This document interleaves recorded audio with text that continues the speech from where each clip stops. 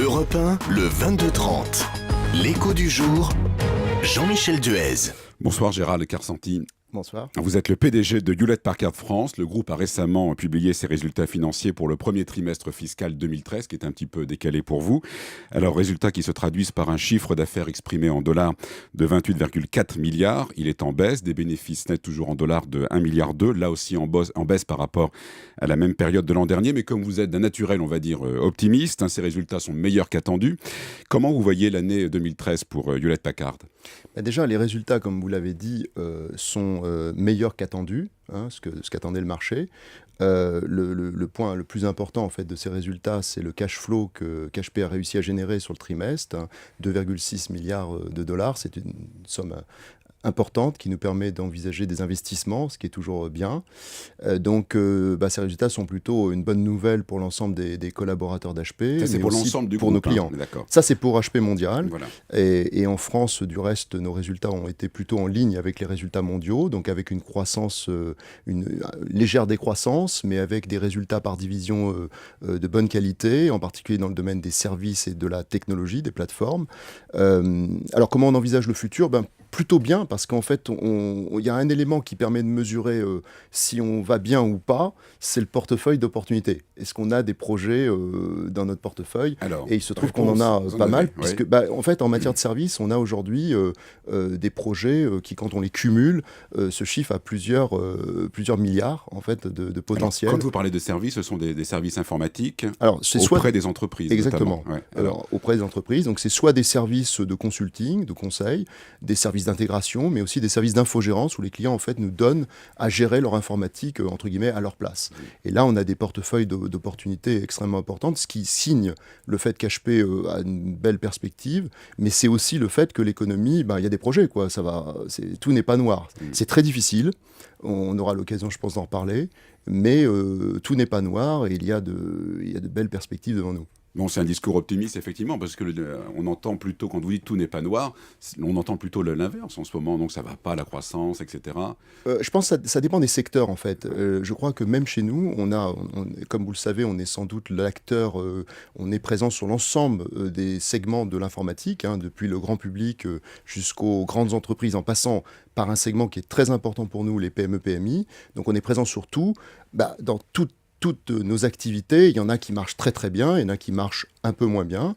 Alors quelles sont lesquelles qui marchent très bien, par exemple ? Celles qui marchent très bien, c'est tout ce qui concerne les plateformes technologiques qui accompagnent le mouvement des clients en ce moment autour de deux choses essentiellement, trois choses je dirais. Le cloud, on en parle beaucoup, mais c'est comment rendre les systèmes d'information flexibles. C'est tout ce qui tourne autour de la gestion des données, puisqu'en fait, on assiste à une explosion des données du fait du monde dans lequel nous vivons, les réseaux sociaux, l'Internet, tout ça, ça a fait exploser les données. Donc nous, on a des solutions dans ce domaine. Et puis le troisième domaine, c'est la sécurité. Parce qu'une fois qu'on a mis les données dans un nuage, il faut encore sécuriser tout ça et s'assurer que les données de nos clients sont protégées et entre de bonnes mains. L'informatique est incontournable de toute façon pour le développement des entreprises. Ce n'est pas forcément uniquement le reflet de la bonne tenue de ces sociétés. Alors, c'est ça, parmi les grands changements auxquels on a pu assister ces dernières années. Vous avez raison, celui-là en est un. On est passé de l'informatique vue comme un centre de coûts à l'informatique vue comme un outil de compétitivité. Et aujourd'hui, grâce à l'informatique, les entreprises lancent plus vite une activité dans un autre pays, lancent de nouveaux produits. L'informatique est source de valeur et de développement. Alors vous avez lancé par ailleurs une tablette numérique, vous êtes en train de le faire, d'un prix inférieur à 200 €, c'est environ 170 €. Pourtant, il y a 2 ans, vous aviez décidé de vous retirer de ce marché. Alors pourquoi ce retour dans le marché des particuliers ? Alors, on a lancé une tablette il y a quelques semaines avec Microsoft sous Windows 8, une tablette professionnelle pour le monde de l'entreprise qui marche très très bien. Et donc, on était revenu déjà il y a pas mal de temps dans le monde des tablettes, qui est qui est une forme, comme on dit, on parle de form factor, mais qui est très importante. Et puis, on vient d'annoncer une nouvelle tablette pour le grand public, on va dire, sous Android, donc avec Google, pour utiliser toute l'expérience Google, et une tablette qui a reçu à Barcelone, dans notre dernier grand salon, un grand succès, un très bon accueil. Pourquoi ? Parce que l'avenir est aux tablettes, c'est ça, non ?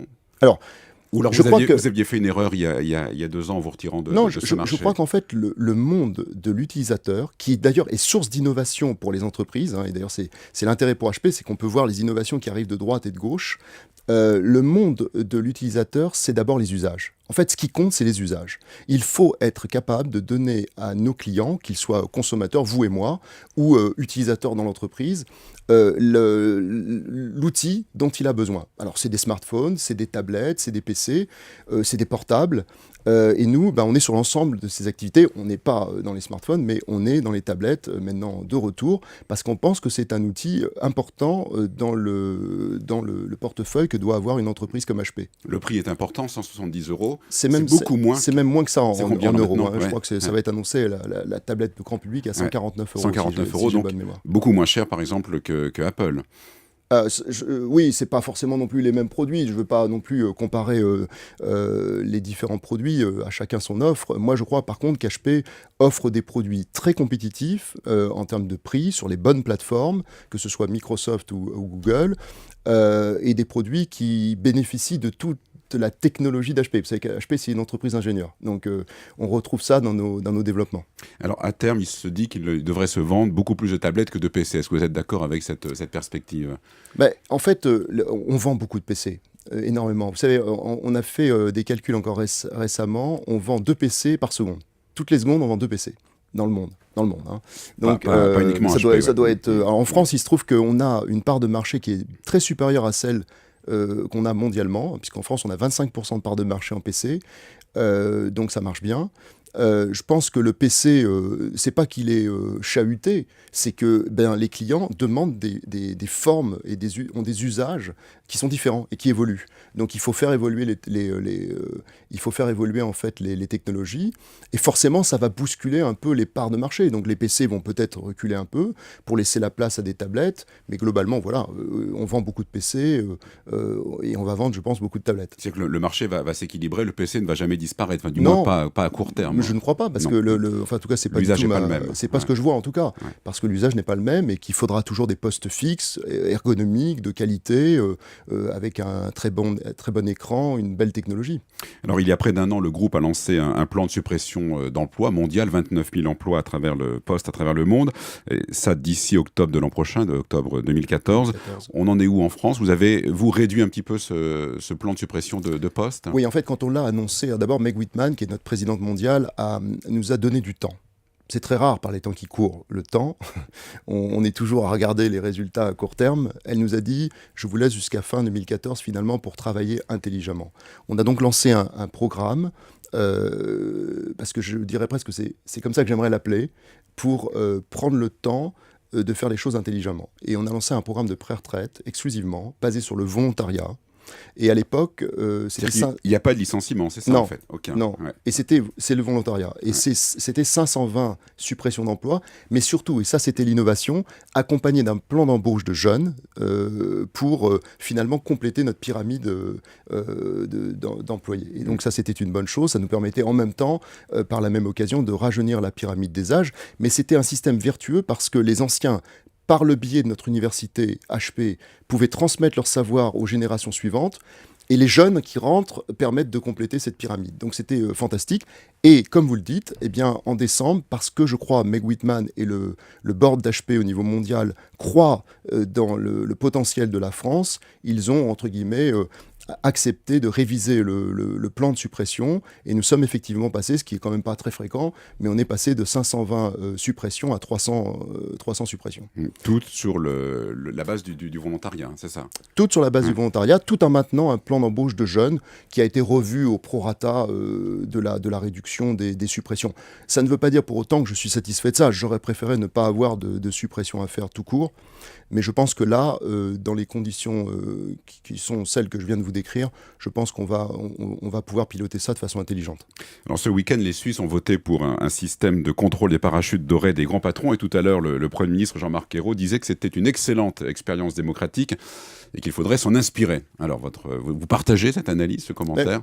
Moi je dirais que je pense, moi j'ai toujours dit, j'ai même un blog où j'écris souvent sur ces sujets, je pense que l'abus n'est pas bon et que parfois, quand on voit les rémunérations de certains patrons, je pense que c'est excessif. Alors, il faut quand même voir après que sans entrepreneurs et sans investisseurs, il n'y a pas d'entreprise, il n'y a pas de croissance et il n'y a pas d'emploi. Donc ça, il faut s'en souvenir tout le temps. Et donc, autant je suis pour le fait de limiter et de mettre un peu une forme un peu de côté raisonnable dans tout ça. Donc il faut les contrôler, vous êtes d'accord? Oui, je pense qu'il faut les encadrer, tout au Ouais. moins. Maintenant, aller à l'extrême peut être dangereux, parce que il y a des risques associés. Alors, quand on dit ça, certains disent mais non, c'est excessif. Moi, je pense pas. Je pense qu'il faut que les entrepreneurs aient envie d'investir en France et pas ailleurs. On a un potentiel fantastique en France. Donc, je serais plutôt d'accord avec le Premier ministre sur le fait qu'il faut encadrer, il faut s'en inspirer sans doute, mais tout en restant raisonnable. Ce serait ça mon propos. Il y a quand même eu des situations, des attitudes qui ont choqué.